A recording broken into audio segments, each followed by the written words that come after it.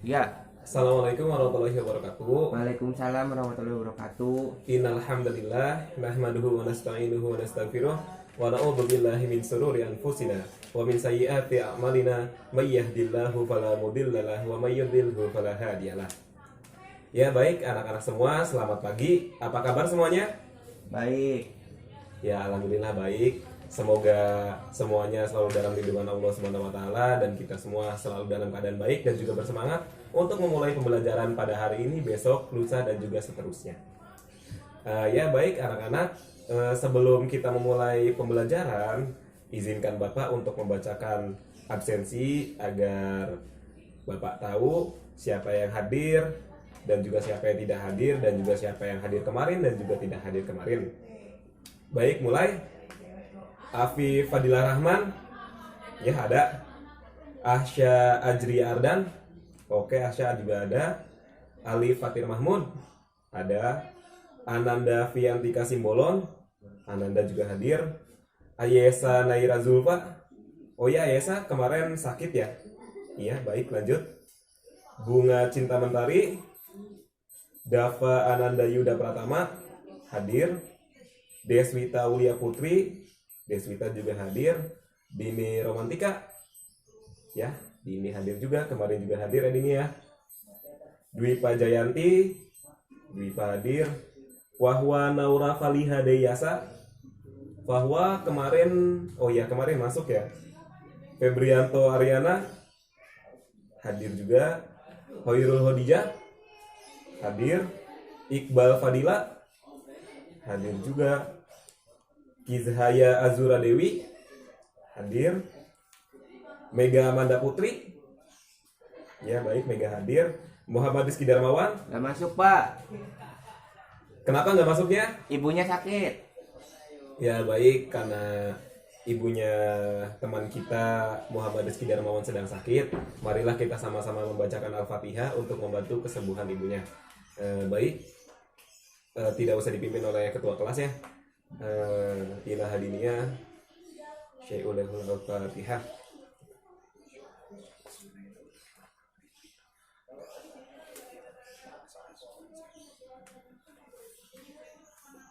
Robbi firli wali walidayya walil mu'minin amin. Ya baik, kita lanjutkan absensinya. Muhammad Julian Adiansyah hadir. Muhammad Ibrahim Diatmo, oke hadir. Baik, yang tidak hadir berarti hanya Muhammad Rizky Darmawan.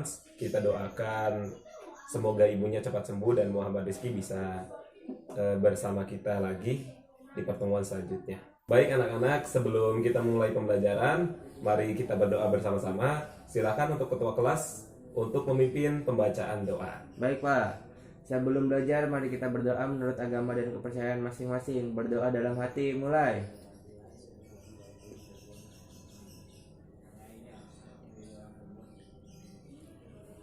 Berdoa selesai. Oke, baik. Sebelum kita memulai pembelajaran atau materi selanjutnya tentang nama-nama malaikat yang wajib diketahui, yang mana malaikat-malaikat tersebut ada 10 dengan tugas-tugasnya masing-masing. Mari kita mengulas materi yang sebelumnya karena ada pertanyaan dari teman kita, dari saudara Julian ya, bertanya apakah arti iman yang sebenarnya dan juga apa dalil yang mengharuskan kita untuk mengimani malaikat seperti kita mengimani Rasul, mengimani kitab-kitab lain dan juga mengimani Allah. Oke, baik, ini cuma untuk mereview saja biar kita belajar yang kemarinnya juga nggak lupa ya. Yang pertama, kenapa kita harus mengimani malaikat? Oke, disebutkan dalam Quran surah Al-Baqarah ayat 3, yang mana ayatnya berbunyi alladzina yu'minuna bil ghaibi wa yuqimuna sholata wa mimma razaqnahum yunfiqun. Yang artinya yaitu orang-orang yang beriman kepada suatu hal yang gaib dan mendirikan sholat serta menafkahkan apa-apa yang menjadi rizki bagi mereka. Jadi mari kita fokuskan kepada poin yang pertama yang disebutkan dalam ayat ini, yaitu alladzina yu'minuna bil ghaibi, yaitu orang-orang yang beriman kepada hal-hal yang gaib. Sebagaimana kita tahu, malaikat adalah makhluk yang bersifat metafisika atau makhluk-makhluk yang bersifat goib. Kalau misalnya bahasa yang kita ketahui sehari-hari. Jadi, malaikat adalah suatu hal yang goib, begitupun jin, begitupun Allah, surga, neraka, dan begitu juga takdir. Jadi, mengimani malaikat adalah salah satu bagian dari iman-iman yang harus kita lakukan sebagai seorang muslim. Iman, menurut mazhab Syafi'i, dapat diklarifikasikan sebagai tindakan meyakini dan juga perbuatan yang mana mengimplementasikan keyakinan kita terhadap Allah Subhanahu wa taala. Tapi ada beberapa ulama yang menambahkan pernyataan Imam Syafi'i terhadap iman. Apa itu? Jadi iman juga bisa digolongkan sebagai perbuatan takut kepada Allah Subhanahu wa taala. Karena apa? Karena dalam ilmu tasawuf disebutkan bahwa rasa takut adalah bukti bahwa kita memiliki ilmu terhadap Allah dan juga kita mengimani Allah Subhanahu wa taala. Disebutkan dalam satu makalah, innama yakhsyallaha min ibadihil ulama. Oh, mohon maaf, itu bukan suatu makalah, disebutkan dalam suatu ayat. Bismillahirrahmanirrahim. Innama yakhsyallaha min ibadihil ulama. Yang artinya sesungguhnya takut kepada Allah Subhanahu wa taala adalah sebagian dari ibadahnya para ulama. Nah, jadi teman-teman semua, dapat Bapak simpulkan bahwa iman adalah perbuatan dan juga keyakinan kita terhadap Allah Subhanahu wa taala. Rukun iman sendiri sebagaimana kita ketahui dibagi 6. Salah satu diantaranya adalah iman kepada malaikat Allah. Ya, baik anak-anak semua, kita langsung menuju materi kita pada pertemuan kali ini, yang mana materi kita pada pertemuan kali ini adalah mengenal malaikat yang wajib kita ketahui. Silakan, ada yang tahu berapa malaikat yang wajib diketahui? Saya, Pak. Ya, ada berapa? 10. Ya, oke, bagus sekali. Kamu benar. Malaikat yang wajib kita ketahui itu ada 10. Yang pertama adalah malaikat Jibril. Ada yang tahu malaikat Jibril tugasnya apa? Saya, Pak. Ya, silakan. Menurunkan wahyu. Oke, baik sekali. Jadi, tugas dari malaikat Jibril adalah menurunkan wahyu. Jadi wahyu yang diturunkan kepada Nabi Muhammad SAW adalah kalam Allah dan memang asalnya dari Allah, tapi melalui perantara malaikat Jibril. Seperti saat peristiwa penurunan wahyu di Gua Hiro, di mana Nabi Muhammad SAW itu melakukan kholwat atau menyepikan dirinya di sana, lalu tiba-tiba turun wahyu pertama yaitu Quran surah Al-Alaq ayat 1-5.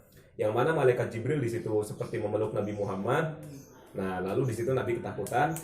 Jadi dapat kita simpulkan bahwa wahyu Allah yang turun kepada Nabi Muhammad adalah melalui perantara malaikat Jibril. Maka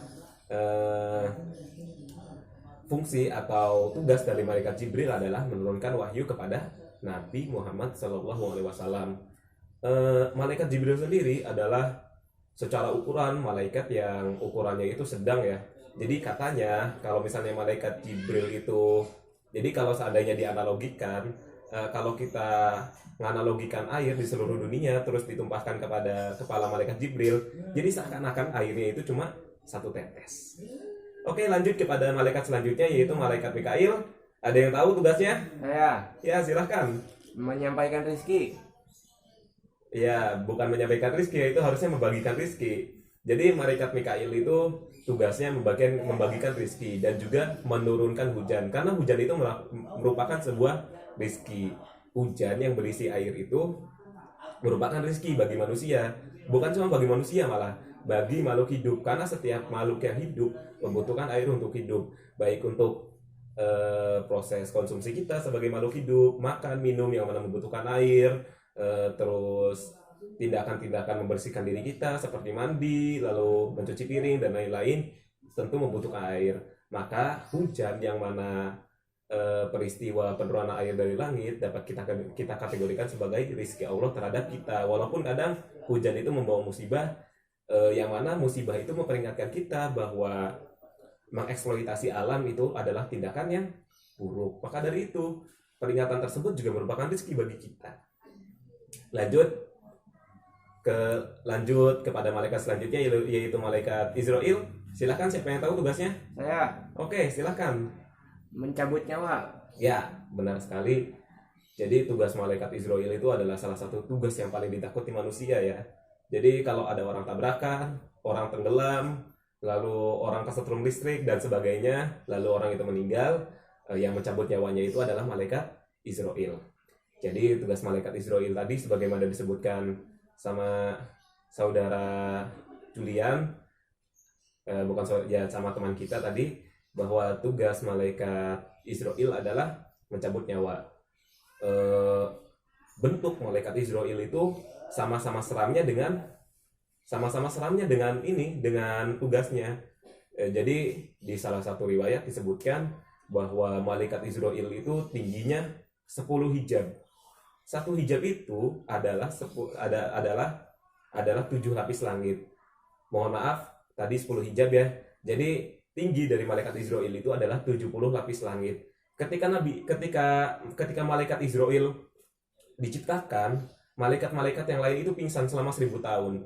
Malaikat seperti malaikat Jibril, tadi malaikat Mikael yang sudah disebutkan tadi juga pingsan selama 1000 tahun karena saking menyeramkannya. Jadi konon disebutkan di satu riwayat bahwa di bagian tubuh malaikat Israel itu ada wajah-wajah orang-orang. Jadi ketika manusia ingin dicabut nyawanya, tinggal dicabut seperti ini. Itu sebuah riwayat ya yang menyebutkan bahwa betapa mengerikannya malaikat pencabut nyawa, yaitu malaikat Israel. Ya, lanjut kepada malaikat selanjutnya, yaitu malaikat Israfil. Ya, siapa yang tahu tugasnya? Saya. Oke, silakan. Meniup sangkakala. Ya, benar sekali. Jadi tugas dari malaikat Israfil adalah meniup sangkakala, yang mana sangkakala itu ditiup pada hari kiamat nanti. Jadi nanti malaikat Israfil itu setelah wafatnya Nabi Muhammad SAW itu sudah siap meniup sangkakala.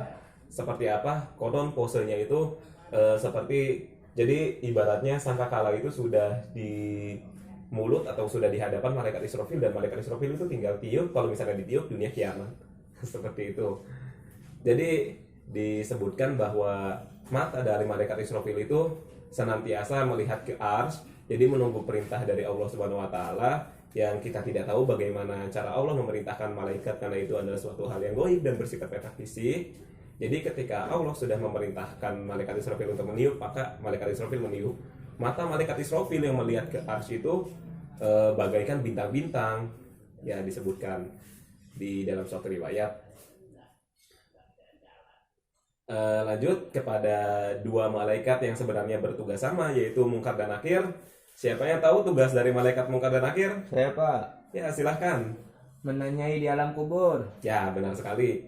Jadi ada dua malaikat yang tugasnya sama ya, yaitu malaikat Mungkar dan malaikat Nakir, yang nanti menanyai kita di alam kubur, menanyai siapa Tuhan kita, siapa Nabi kita, dan apa agama kita. Itu adalah malaikat yang bernama Mungkar dan juga Nakir. Baik, selanjutnya ini malaikat ya mungkin sering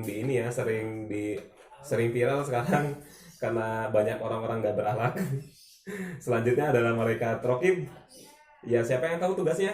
Mencatat amal baik. Ya, benar sekali. Malaikat Raqib bertugas mencatat amal baik. Selanjutnya malaikat Atid, yang mana berseberangan tugasnya dengan malaikat Raqib, yaitu mencatat amal buruk. Dikatakan malaikat mencatat amal buruk ini atau malaikat Atid itu memiliki bentuk yang sangat seram ya, tapi tidak seseram malaikat Israel tadi. Jadi bentuk dari malaikat Atid itu konon lidahnya itu menjulur sampai bawah.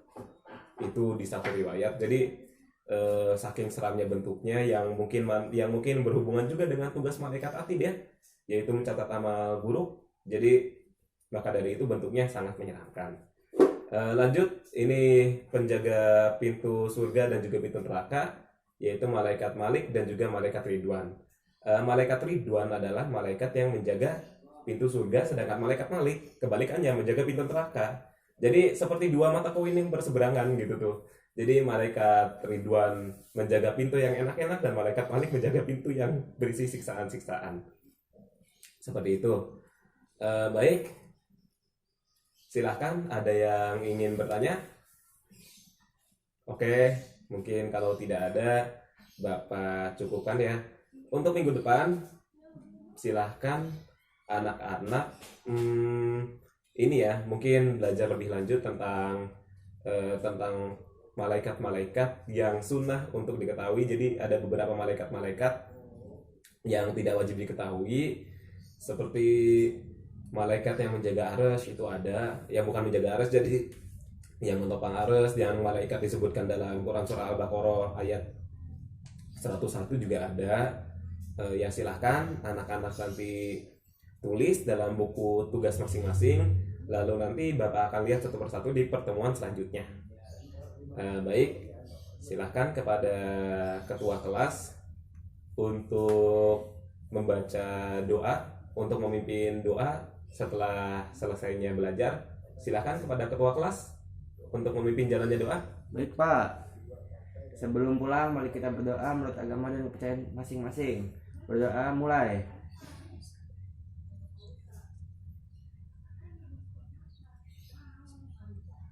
Berdoa selesai.